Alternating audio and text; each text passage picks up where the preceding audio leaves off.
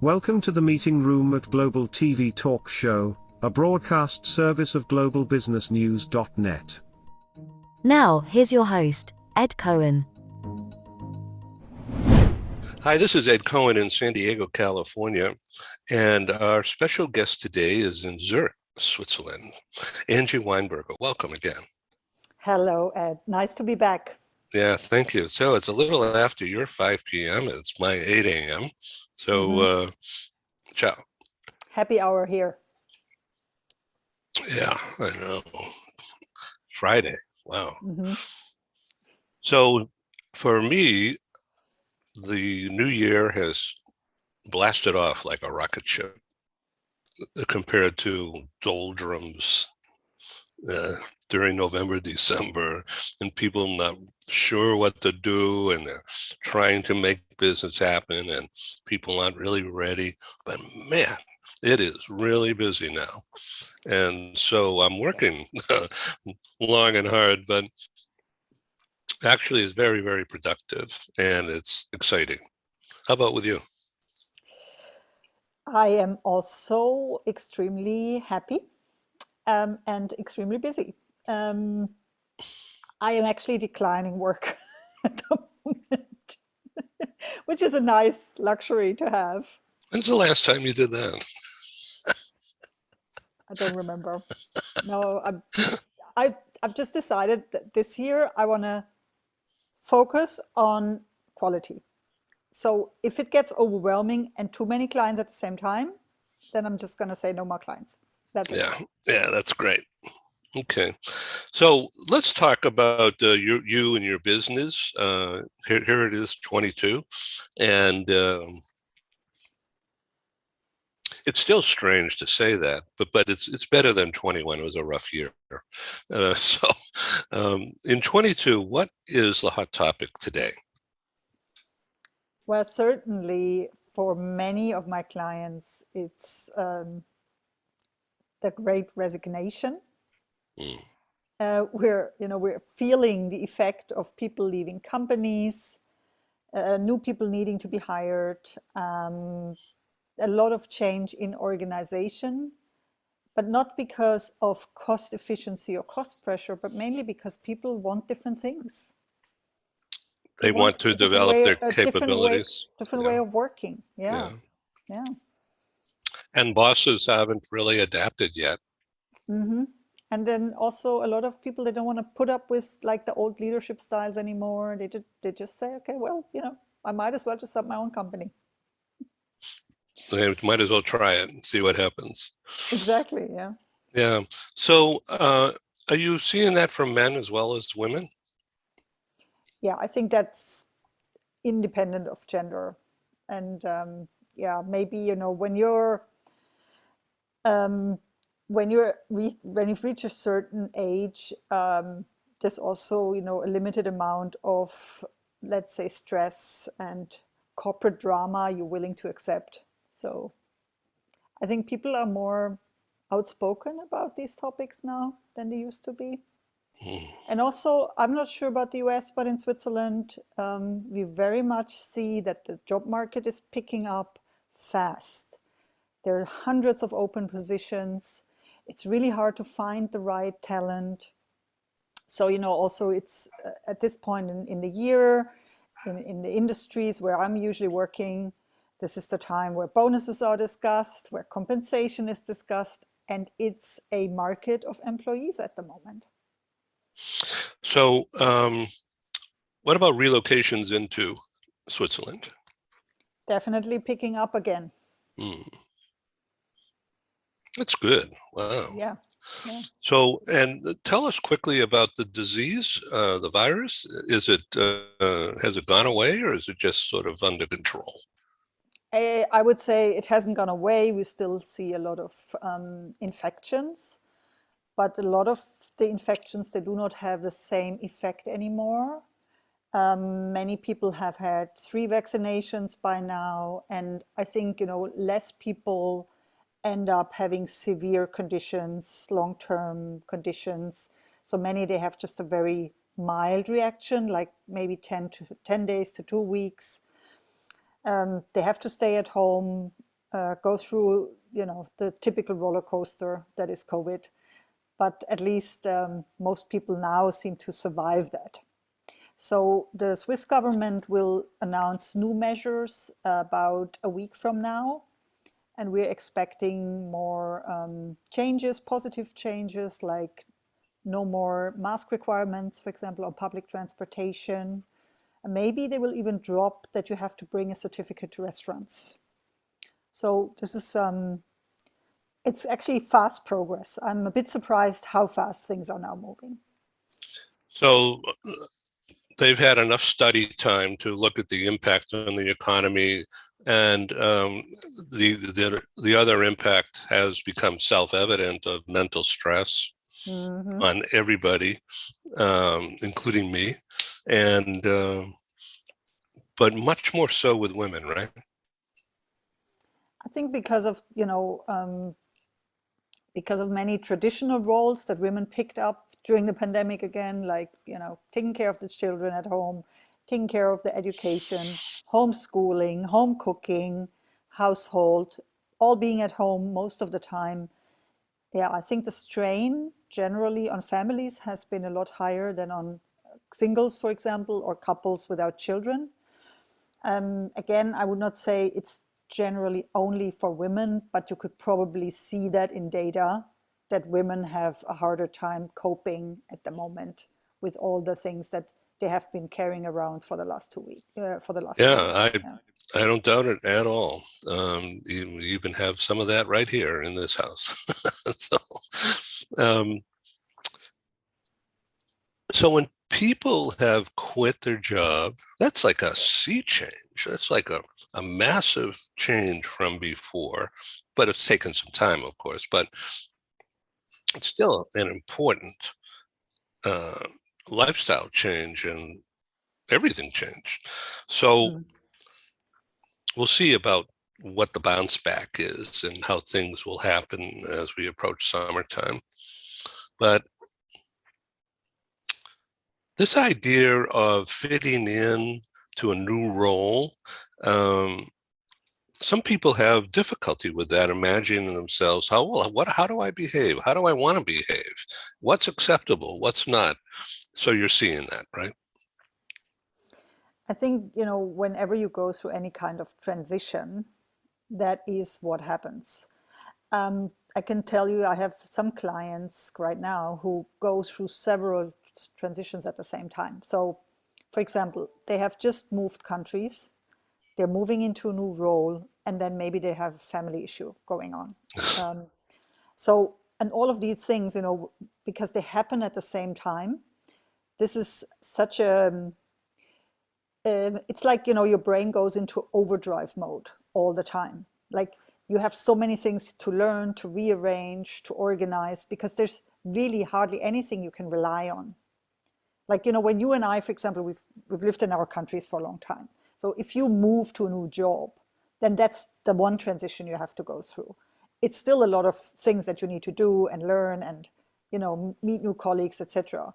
But if at the same time you're moving countries, and then maybe, you have a dying family member, or someone, who's seriously sick, or you're going through a separation or divorce, then it's quite difficult to focus. Yeah. So I think you know that, Ed, but I've also worked with a lot of my clients, like in the initial few sessions, we often work on getting them back into a stage, which I would call like from the red zone to the orange zone. Not the green zone yet, but a zone where they're not in constant like panic mode, where they're like able to perform, able to focus again, at least for a few hours a day. So we're reading up on things from social psychology times, like anger management, or, I get things, understand concepts much faster than others, okay? And then you get short at like, are you saying, well, why don't you know this? And that becomes an affront right? That kind of aggression. And boy, I don't mean it. I just got a chill thinking about it. But it just it just happens because, God, I'm pressured. I got to do this. I want to finish this website thing I've been working on and I'm having trouble with, and now I have to worry about that over there, and oh my God. So is this part of the imposter syndrome of just not figuring things out yet, and so you're not comfortable enough to just walk through it? I don't know. I think what is happening here is it's something, I sometimes fall into this trap. It's like you try to do and achieve too many things at the same time. And then you're not nice enough to yourself to give yourself the time to process the information and to learn the new stuff that you need to learn in order to do that, what you need to do well. So for example, you're trying to learn a new skill, like on your computer, and then that's totally exciting because it's something you enjoy doing. Let's say podcasting, you love that. But at the same time, you have your tax declaration that needs to be filled out, or something goes wrong with your bank account, or your accounting system, or something where you feel like, oh no, I also need to take care of that now, and I really don't need that. Or your fridge breaks down. Yeah, so that I think accelerates frustration. But I think that is not imposter syndrome. The imposter syndrome is more coming from a place where you feel like, despite everything that you have already achieved in your life, you're still not doing that job. You're not that person. You don't even believe yourself that you are the successful person that you are, and that you went to university, for example, that you passed all those tests in your life, and you still doubt yourself, even though there's significant evidence against it. So a lot of women, but also men, suffer from imposter syndrome. And the way it shows is that they often have dreams about, that, for example, they failed the university exam. But they were excellent. Yeah. So my little suspicion here is you're a highly intelligent person. Now the coach talks. Yeah. You grasp things really easily. You learn easily. You've always learned easily. You don't understand how it's, how it's difficult for other people to understand certain things. But you get frustrated by the little details that you need to put in to make things good enough for you. I would call that perfectionist syndrome. So this is when you are trying to always perform at the 100% level. And as we both know, as entrepreneurs, that's not possible. That is not possible. You're just killing yourself if you do that. And the next thing is you're going to have a heart attack. So, you're constantly, if you're constantly trying to outperform yourself, that is not going to help you. So I think as entrepreneurs, but also in companies, if you have that perfectionist syndrome, you need to learn to let go of perfection and just say, it just has to be good enough. And I know that's really hard when you're a perfectionist. But I think, the way you can test it. So for example, many companies, they have these performance review systems. So if you work inside a company and you constantly perform, let's say at a high performer level, high performer or very high performer, you never actually get a grade that is lower. You don't have to deliver more. What you deliver is fully acceptable and enough. And if you have doubts if things are good enough, you can always ask a friend. Say, okay, 100% honest feedback. Give me your candid feedback. What do you think about my website? What do you think about the way I'm showing up? What do you think about how I moderate shows? Whatever, yeah? And get some feedback. And then maybe don't take in everything. Just think about, okay, what is one little thing that I can improve and change so that I feel like I'm making progress? Does that make sense? Yeah, thank you very much. Did I capture you correctly? Yeah, it's good. So tell me what's going on with some of your customers without telling me their names. Yeah, so as you know, it's interesting that a lot of these topics are always coming up. So a lot of my clients, now I'm coaching a Very lot of human. senior executives, and they have confidence issues. So they want to talk to me about how can I raise my confidence level? How can I get better at public speaking? How can I speak up in meetings when I don't dare to say anything? But they're senior managers. They're not early career starters. So It's a I little think, strange to hear that. no, I think that's absolutely normal because when you look at this from a psychological perspective, these things, they often come from childhood. They come from neglect or from overbearing parents. And in many cultures, I know in the US it's different, but in Germany, in Switzerland, for example, going to therapy still has like some shameful touch to it. So, okay, going to a coach, that's now halfway acceptable. I know, After different coaching has names. been around like 20 years. Yeah. Yeah. Going to therapy, people really think you have an issue, like a big issue. Yeah, like, do I have to lie down? Yeah. So I think, most of the things that come up, they have to do with the childhood. Or, what I've also noticed, this is interesting in the context of mobility, Ed, some of the experiences my clients had when they were children related to their migration background. So most of them are second generation or first generation immigrants into the countries where they went to. Some of them have a different skin color than the majority of the people they live with. So they always had this nagging feeling as a child of standing out and being different and not being accepted, not speaking the language perfectly. So I think that has also contributed to the slight inferiority feeling. And always this feeling of having to work harder than everybody else, to be accepted.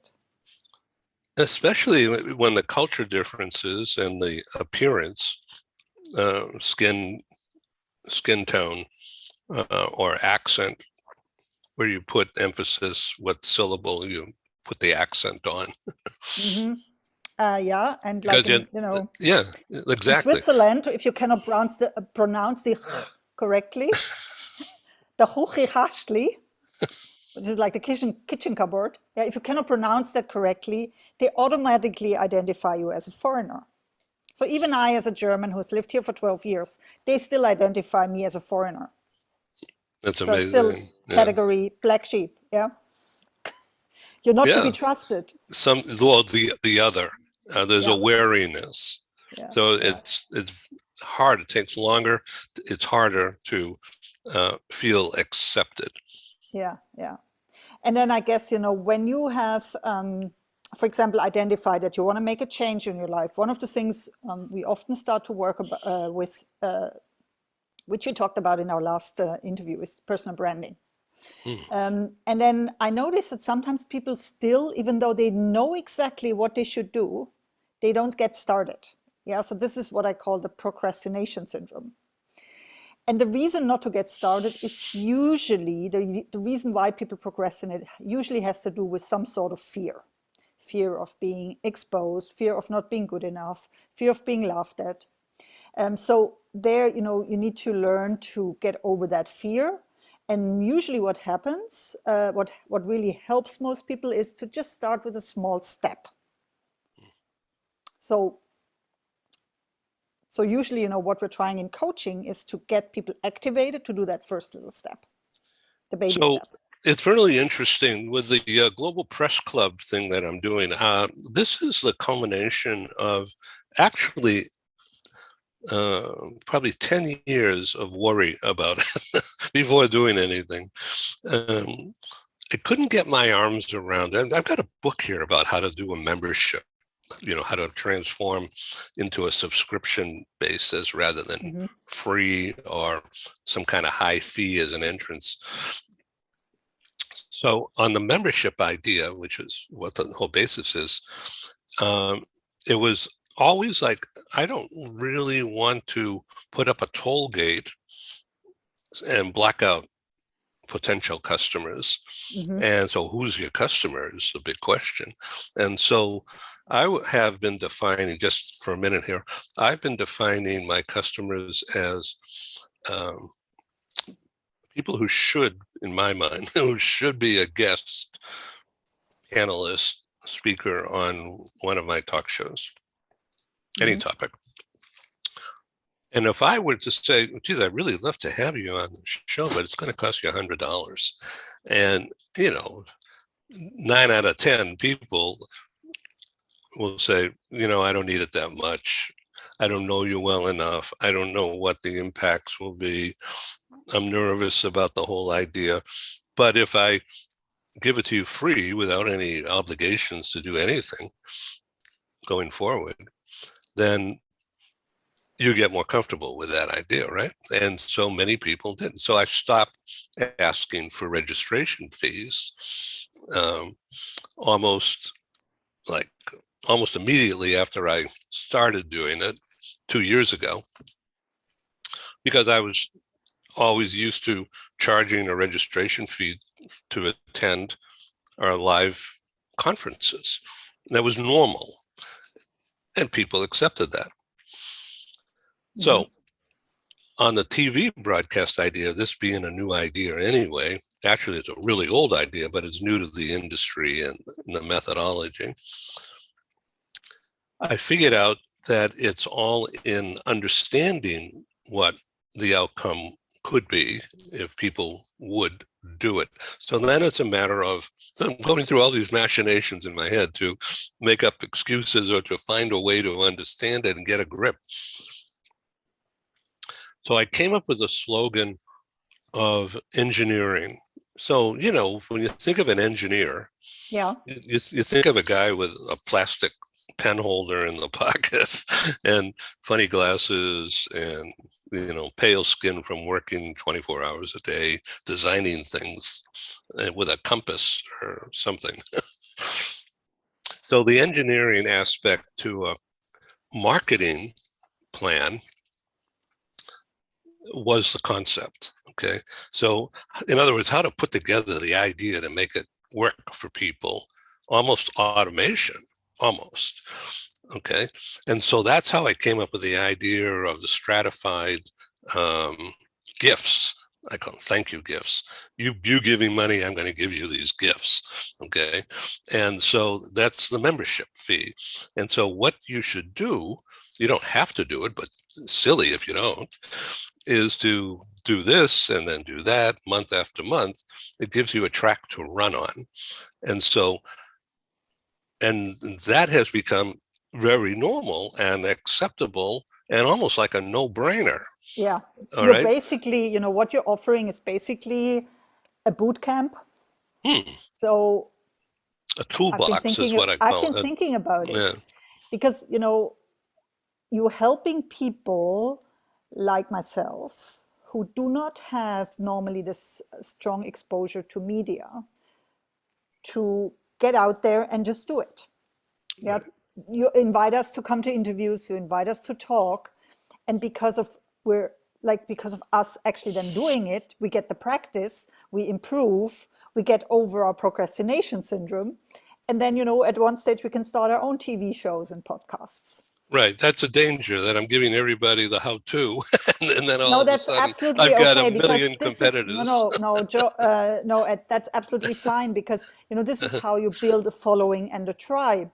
That's You because of the trust. start the idea, and then you enable other people to do the Yeah. same thing, and then The they will trust. invite you Yeah. back to their show, and they will talk positively about you because you helped them develop something that they needed. Like I So give you an thank you. example. Like a few years ago, I worked with a sales coach who's focusing on intercultural trainers and people like me. And I honestly, I think I referred this guy like 10 times already because he had, in very short time, he gave me such a good idea of things I could improve in my sales approach. And can you imagine, he was so trusting. I didn't have any money at the time. We met once at a conference and he said, you know what? I like you. I'm just going to trust that you're going to do this, and you're going to pay me as soon as you have earned the money. So he didn't even ask me to pay him right away. And, that's where I got all my big clients that I have now. I'm not going to name them, but I have like big clients, corporate clients. Try it. See how we all fit. So thank you, Matthew. Just wanted to say thank you one more time. The world will, thank you. Thank you. We are pleased to welcome Adamo Education as a proud sponsor of Global TV Talk Show.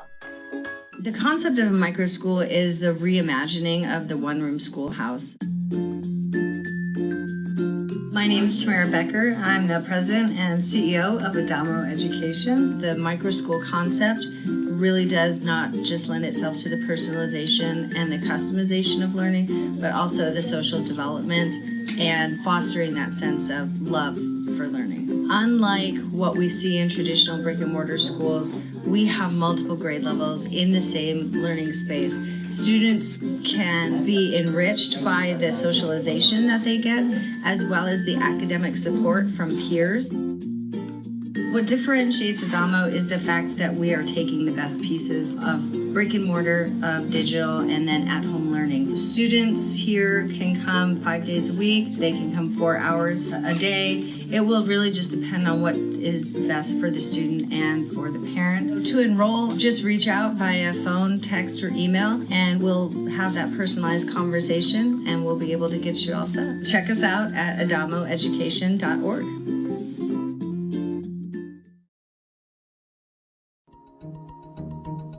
Hi, this is Ed, and I thank you for tuning in to Global TV Talk Show, a unit on globalbusinessnews.net. We broadcast to the world, as you know by now. So I wanted to make sure that you understand that our programs are advertising supported. We're grateful for co-sponsors, advertisers. They have a marketing budget, coupled with a strong desire to be associated with our top quality program. And of course, I'm grateful. Thank you. So for the next few minutes, you're going to see some commercials. It's mostly very low key, and our prices are very, very reasonable. Our exposure for the advertisers go 12 months and beyond. Some of our advertisers have been with us since March, April of 2020. And Google Analytics has tracked over 125,000 what they call audience page views, which means you looking at this page, that's a page view. Now, if you happen to go to one of our other shows or to our radio broadcasts or to our newspaper or magazine, those become additional page views as measured by Google Analytics. And so when they say 125,000 since spring of 2020 up through Labor Day, a month ago, that's pretty good numbers. And the past 30 days, Google Analytics has measured just under 6,000 audience page views. And that, according to them, is a 42% increase in audience participation over the month of August. So thank you very much. Well, here's our advertisers, and we'll be back in just a couple of minutes or so, and we'll proceed with this interesting conversation. Thank you. This episode from the meeting room of Global TV Talk Show is brought to you by The Bridge School, the accredited international online private school of choice, at bridgek12.org. Porch Light Rental and Destination Services. Reduce your renter lump sum or managed relocation costs. Visit them at porchlightrental.com. And by airs.com. With our full range of services, we can help design and manage your international relocation. Find us at airs.com. Primestone Partners, featuring corporate, government, and developer housing solutions, as well as senior-level advisory services. Find them at primestonepartners.com. and by International Auto Source. We are the vehicle experts for expats, featuring all major brands of automobiles with flexible solutions and financing. On the web at intlauto.com. Become a global player in your field. Cross Culture to Go provides virtual support for your global business and career success. We can help you thrive in 140 plus countries and markets. On the web at crossculturetogo.com.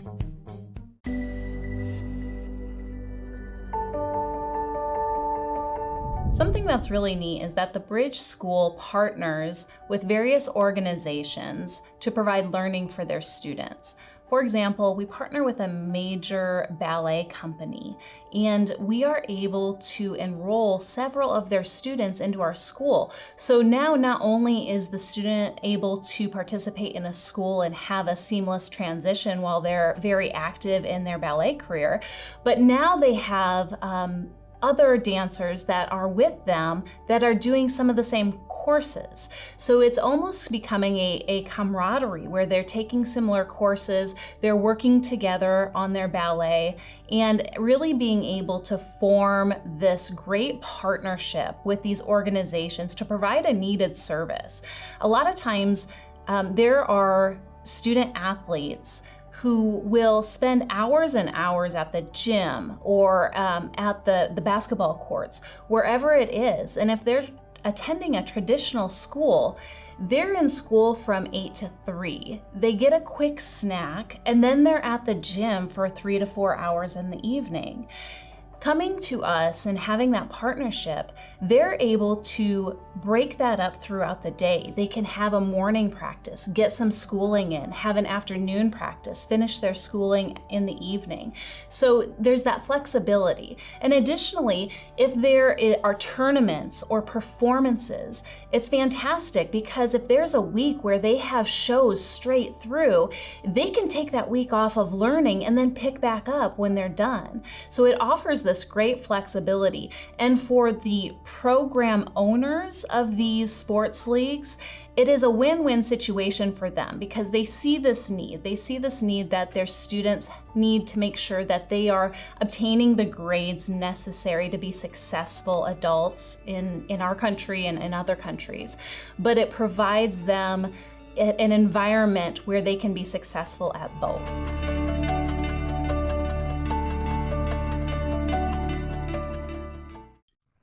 Hi, I'm Sergey Gorbatov. I'm Angela Lane. Together we're researchers, writers and practitioners in the field of human resources. And we've also been multi-country, multi-assignment career expats. We owe our professional development and growth to a very large extent to the international assignment opportunities that we have had. But in a world where distributed work may become the norm, we also want to understand what will happen to the nature, duration, and purpose of international assignments. Together with our colleague, Julian Dalzell from the University of South Carolina, we're undertaking a study on the future of expatriation. And we'd value your contribution. You can participate in this important study by completing a simple 10-minute questionnaire. Access the questionnaire by typing in your browser tinyurl.com/expert study. That's tinyurl.com/expert study. You can also find the link here on Ed's website next to this video. Thank you for joining us in this study. In return for your contribution, we'll provide you with a copy of our research. And of course, you'll be invited to an exclusive webinar hosted by Ed, where we will share our findings right here on Global Business News. And so please go to tinyurl.com/expat study. Take the survey so that we can better understand the future of expatriation. So let's zero in on your idea of workshops.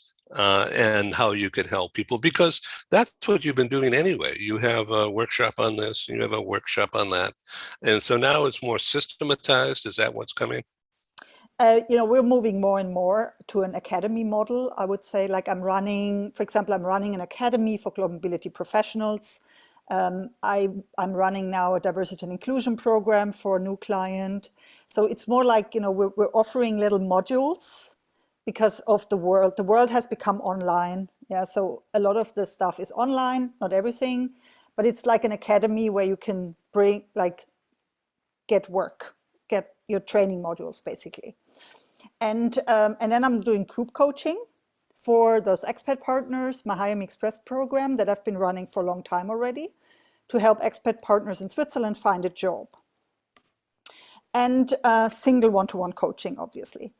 And for this program, for Hire Me Express, I'm offering 3 free workshops starting in March, exactly on the 24th of March, where we will also help people finding their voice in the sea of noise. So this is the first workshop that we're doing. That's a good slogan. Yeah, it's called Powerful Missions, this workshop. It's just a 1-hour workshop. It's very fast, but I will also explain what stops people from going out there on social media, showing themselves, and what you can do. Really, we really go into the thought process. So what are the things, you need to go through the steps to start to get over your fear of publishing and get out there. You probably, you know that I have published several books already. I have a blog that I'm running. So all of this always started with just doing it. So I never put a lot of thought into, how I'm doing it. I've just started it. So you're going to have a certificate program where you actually give them something that with a seal on it, and so that they can put it on their LinkedIn page. So the usual programs like Hire Me Express, they have a certificate at the end. It's a 12-week program.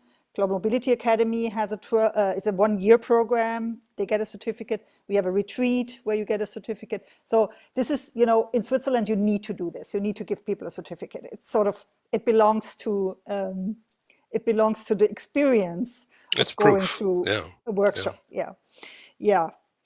And I think, it's actually helpful for people to learn more about what stops them. Because a lot of people think, oh, I'm shy, or I'm this, or I'm that. But then when they hear, oh, other people have this issue too, they suddenly think, oh, maybe then I can get over it. Yeah. I mean, I sometimes tell people that I used to have, like 5 years ago, even though I was already quite successful, when I would go on stage, I would still have stage fright. Like speaking in front of more than 20 people would terrify me. And when I tell people that, they're like, oh yeah, so what did you do? And I said, well, I just went through a boot camp. So like we do now, I just try and practice and practice and practice and get better. And now I don't worry about it anymore. I know what to do. I know how to prepare myself, and I do it. It's part of the training, physical breathing, and being physically fit, or mentally fit too. But it's just, rather than be frozen at the lectern, or you don't even need a lectern, you just want to be wired up and have a screen, projecting you forward. But you're right, it's just getting out there and doing it. And if it doesn't work, it's not the end of the world. Make a change, come back, do it right away again.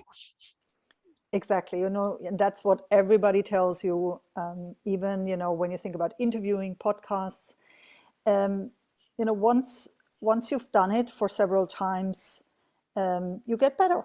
It's like what I always tell my clients, when you go to a job interview, the first time is really hard. It's getting easier. The more you do it, the easier it gets. Everything is practice. That's really cool. So as we come to a close here, I feel like we could spend another hour together, but what would you like to ask me, or what else would you like to sum up with? Well, so tell me a bit more, Ed, about your idea with the Global Press Club, because I'm really intrigued by this idea. So what are you doing with this? How are you gonna we're put still this into making the it world? up, frankly. So no, it's in fact, my designer, my graphic designer, sent me last night his latest iteration of how it should be portrayed, rather than me just typing things up on the screen. He actually made it look good, sort of. Some of the type is too small, I think. I don't know. I've got to look at it again when we get off. But people are really, I've been sending it around to not big business people, but small business people who may put an article on LinkedIn and, it looks good and strong, and then they get busy either responding to some inquiries, or they maybe it's the imposter syndrome. They say, well, what am I doing this for? And then they move on and they stop doing it. And then they try it again. And then, I didn't do it right. I wasn't focusing enough on it. I didn't have a schedule, that kind of feedback. So what we're trying to do here is, again, the engineering, in other words, the construction, the mechanism, that if people do, as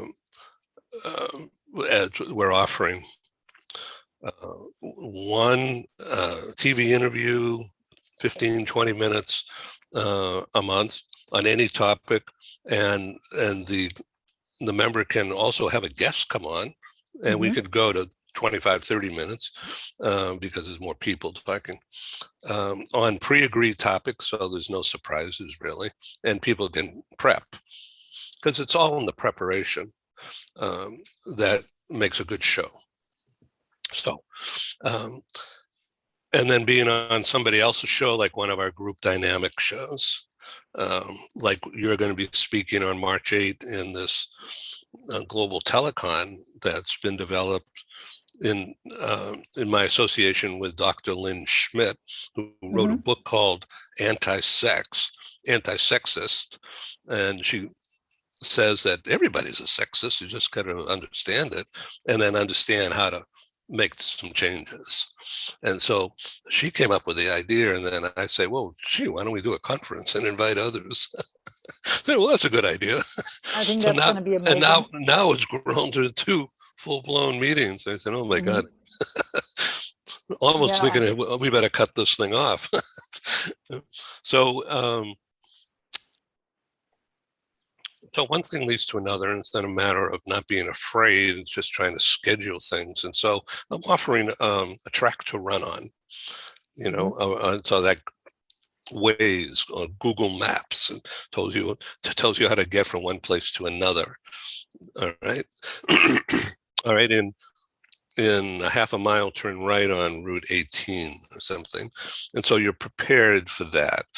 And so what we offer it could be the first of every month, or it could be any day in the month, but most people like to have a target date.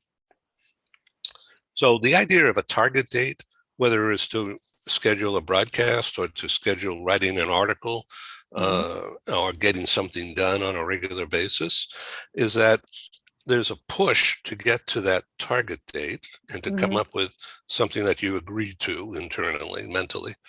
Yep. And then there's a pull effect where, because you set that date, it's pulling you in everything that you're thinking about towards that date at the same time, push, pull. And so it becomes a mental task. So the net effect of all this is sort of an automation that I got to write an article. Well, what am I going to do? Well, I'm going to do a blog. No, this time I want to do a brief video clip. Oh, this time I don't want to do anything. Oh, maybe I should. And so we send out tickler reminders. Okay, so every month you're going to write an article. Meanwhile, on the website, there's a logo that's very visible to anyone who goes to the site for any reason. And your previous talk shows are up there. Your previous articles that you've placed remain visible forever until you tell me to take it down. And so the cascading effect, if you think of cascading, it gets bigger and bigger and bigger. More stuff is out there about you and your business after a few months. So if you can think forward 12 months, you're going to have an article or a blog or a video every month. You're going to have a TV talk show appearance, 2 a month, maybe more. You're going to have the logo showing. You're going to have business introductions every step of the way. You're going to be making new connections. And so all of this becomes a magnification of what you're doing anyway, only there's a system to it. Yep. Yeah, That's get it. it. Sounds amazing. So it's the same thing with your academy idea. You're putting hardware to a concept, and people will be taught. They'll probably meet some new people, but they're going there to learn something that they could use away from you, and they're going to get proof of completing that or understanding it enough to get a certificate. And it's all honest, and it's just a matter of what you do with it. Yep. Yep. No, wonderful. I look forward to the next session on the 8th of March. And more later. Thank you, Angie Weinberger, for being our guest. Your website is what? It's www.globalpeopletransitions.com. And I'm Angie Weinberger. And I will get back to you when I can figure out my live conference renewal. We're thinking of coming to London, Paris, Geneva, and maybe we'll come over to Zurich also, and do a hybrid meeting. And hybrid means in person in a room, a meeting room, but also with a screen, so you can project out to the world, and the world can see what you're doing, not just 20 people or 100 people in a little room or a big room. And now the world will see it and keep it because it'll be recorded. So I think that will work if we can get it done right, and if we time it properly.